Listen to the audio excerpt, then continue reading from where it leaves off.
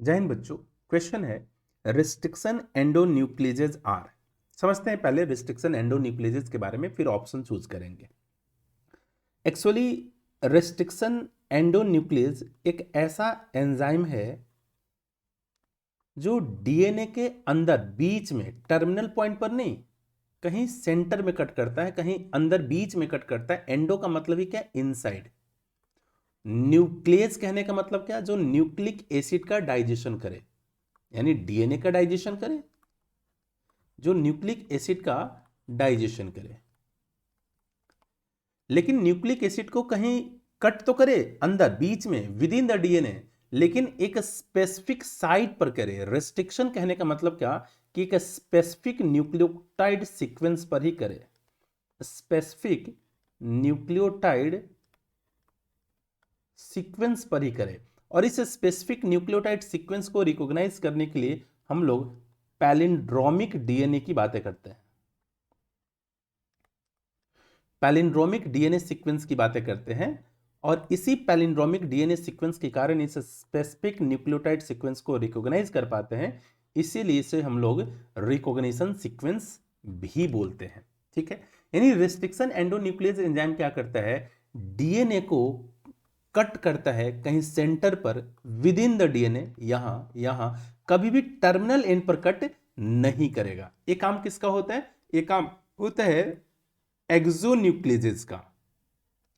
Restriction exonuclease enzyme का काम होता है। ठीक है, ऑप्शन देखते हैं।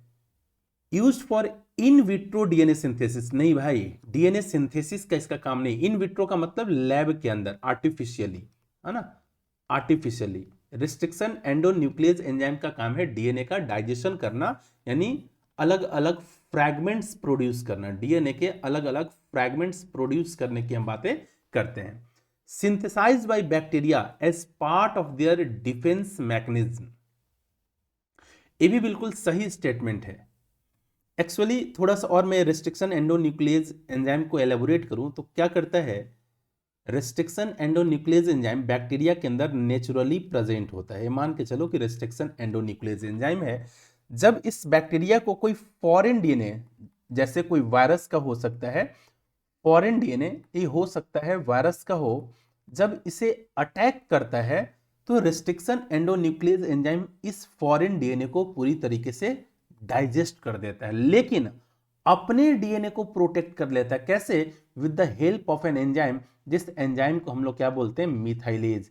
ये मिथाइलेज एंजाइम क्या करता है कि इसके डीएनए में जो एडेनिन है, साइटोसिन है, इसके साथ मिथाइल ग्रुप का एडिशन कर देता है। और मिथाइल ग्रुप के एडिशन के साथ ही इसके डीएनए को क्या कर लिया जाता है, प्रोटेक्ट कर लिया जाता है। यानी एक तरीके से फॉरेन डीएनए से अपने आप को क्या कर लिया, डिफेंड कर लिया, प्रोटेक्ट कर लिया। यानी ये स्टेटमेंट बिल्कुल सही स्टेटमेंट है। Synthesized by bacteria naturally present होता है, जैसा मैंने आपको बोला भी, as part of their defence mechanism, यानी फॉरेन डीएनए से प्रोटेक्ट कर लेता है, फॉरेन डीएनए से प्रोटेक्शन देता है, प्रोटेक्ट कर लेता है।